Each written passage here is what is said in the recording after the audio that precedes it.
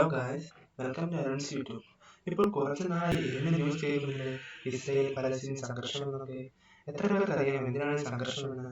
നമ്മൾ ഇനി Israel Palestine സംഘർഷങ്ങളെക്കുറിച്ചും അതിന്റെ കാരണങ്ങളെക്കുറിച്ചും അതിന്റെ ചരിത്രത്തെക്കുറിച്ചും വിശദമായി ചർച്ച ചെയ്യുകയാണ്. ഒറ്റ വീഡിയോ ആക്കിയാൽ ലെങ്തി ആവും, അതുകൊണ്ട് ഒരു സീരിയസ് ആയിട്ടാവും വീഡിയോ അപ്ലോഡ് ചെയ്യുക.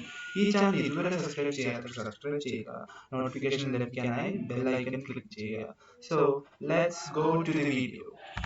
1984 മെയ് 14 ഇസ്രായേൽ എന്ന ആധുനിക യഹൂദ രാഷ്ട്രം ഉടലെടുത്തതിനെ തുടർന്ന് അത് ഒരു വശത്തും അറബ് രാഷ്ട്രങ്ങൾ മറുവശത്തുമായി നടത്തിയിട്ടുള്ള യുദ്ധങ്ങളാണ് അറബി ഇസ്രായേൽ യുദ്ധങ്ങൾ എന്നറിയപ്പെടുന്നത്.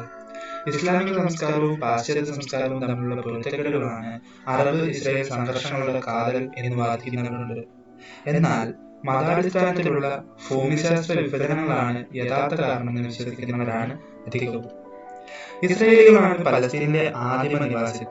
അവർ BC 12-ാം നൂറ്റാണ്ടിൽ കനാൻ പ്രദേശത്തെ കൈയടക്കുന്നു. പലസ്തീനിലെ പ്രദേശങ്ങൾ മുഴുവൻ അവർ കീഴടക്കുകയും ഇസ്രായേൽ ജനപദം സ്ഥാപിക്കുകയും ചെയ്തു. എന്നാൽ BC 721 അസീരിയയുടെ ആക്രമണം മൂലം ഇസ്രായേൽ നാമാവശേഷമായി. തുടർന്ന് ബാബിലോണിയരും പേർഷ്യക്കാരും ഗ്രീക്കുകാരും റോമക്കാരും ഈ പ്രദേശം കാലാകാലങ്ങളിൽ കൈവശപ്പെടുത്തി. BC 538 ഒരു പേർഷ്യൻ രാജാവ് യഹൂദന്മാരെ ഇസ്രായേലിലേക്ക് തിരിച്ചു വരാൻ അനുവദിച്ചു.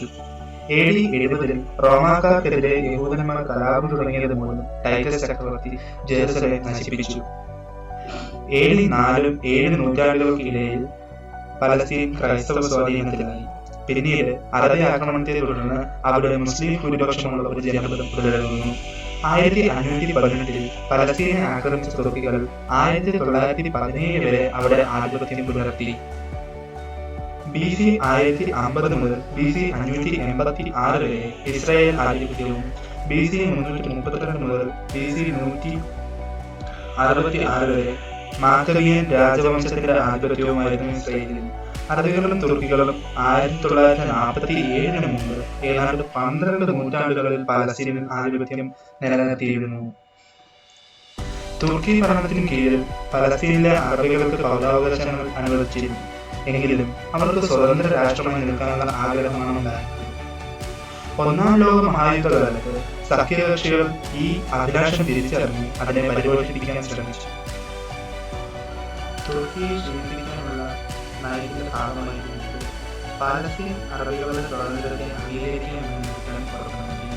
1915-16 ജോർദാനിലെ ഹുസൈൻ രാജാവും എബ്രി മഹ്മൂദും തമ്മിലുണ്ടായ കത്തിടപാടുകളും ഇക്കാര്യം വ്യക്തമാക്കിയിരുന്നു.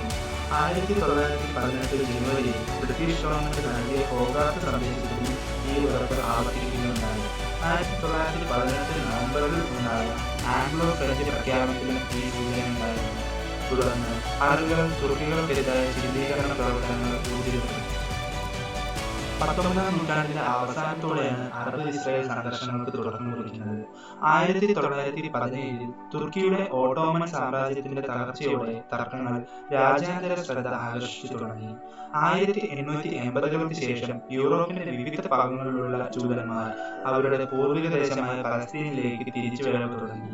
ഓട്ടോമൻ സാമ്രാജ്യത്തിൽ നിന്നും അറബി ഭൂവുടമകളിൽ നിന്നും ഭൂമി വാങ്ങി അവിടെ കൃഷി ഇറക്കിയും മറ്റും യഹൂദർ മേഖലയിൽ വാസമുറപ്പിച്ചു. ചുരുങ്ങിയ കാലം കൊണ്ട് പ്രത്യേക യഹൂദ രാഷ്ട്രം എന്ന വാദം ഉടലെടുത്തു. 1919 ഫൈസൽ വീസ്മാൻ ഉടമ്പടിയോടെ ഈ വാദം കൂടുതൽ ബലപ്പെട്ടു. പലസ്തീൻ ഭൂപരിധിക്കുള്ളിൽ യഹൂദ ജനതയ്ക്കായി ഒരു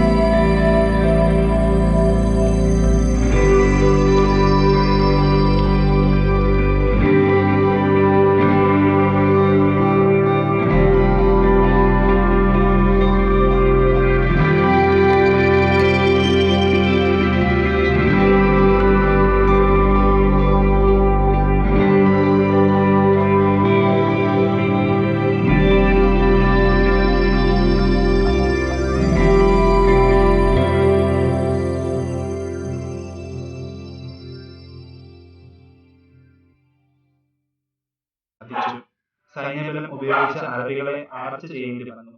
സ്ഥിതിഗതികൾ വഷളാവുന്നത് തടയാൻ ലണ്ടനിൽ വെച്ച് ഒരു ആംഗ്ലോ അറബി യഹൂദ സമ്മേളനം വിളിച്ചുകൂട്ടി. അറബികളും യഹൂദന്മാരും ഇതിൽ സഹകരിച്ചു. 1939 മറ്റൊരു ധവളപത്രത്തിലൂടെ ബ്രിട്ടൻ ഏകപക്ഷീയമായ ഒരു തീരുമാനം പ്രഖ്യാപിച്ചു. പലസ്തീൻ ഒരു യഹൂദ രാഷ്ട്രമാക്കുക എന്നത് തങ്ങളുടെ നയമല്ലെന്ന് ഇതിലൂടെ വിളംബരം ചെയ്തു. ഇതുകൊണ്ടൊന്നും സംഘർഷങ്ങൾക്ക് അറുതി വരുത്താൻ സാധിച്ചില്ല. ഡിവൈഡ് ആൻഡ് റൂൾ, ഭിന്നിപ്പിച്ച് ഭരിക്കുക എന്ന ബ്രിട്ടീഷ് തന്ത്രത്തിനും തൽഫലമായി അവർ നടപ്പിലാക്കിയ പ്രവൃത്തികളും കൊടുത്ത വാഗ്ദാനങ്ങളും മൂലം തുടർന്നു കുറിച്ച സംഘർഷങ്ങൾ തീർക്കാൻ കേവലം ധവളപത്രങ്ങൾ മതിയാകുമായിരുന്നില്ല. അന്ന് രണ്ട് ജനതയുടെ മനസ്സിൽ പോറിയിട്ട കനലുകൾ വർഷങ്ങൾക്കിപ്പുറം കാട്ടുതീയായി ആളി പടർന്നു കഴിഞ്ഞിരിക്കുന്നു.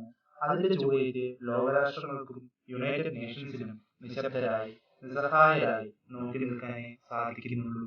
തുടരും. Thanks for watching the video. Video ഇഷ്ടപ്പെട്ടെങ്കിൽ ലൈക്ക് ചെയ്യുക, സബ്സ്ക്രൈബ് ചെയ്യുക, സുഹൃത്തുക്കൾക്ക് ഷെയർ ചെയ്യുക. നിങ്ങളുടെ വിലയേറിയ നിർദ്ദേശങ്ങൾ കമന്റ് ചെയ്യുക. So please like, share and subscribe.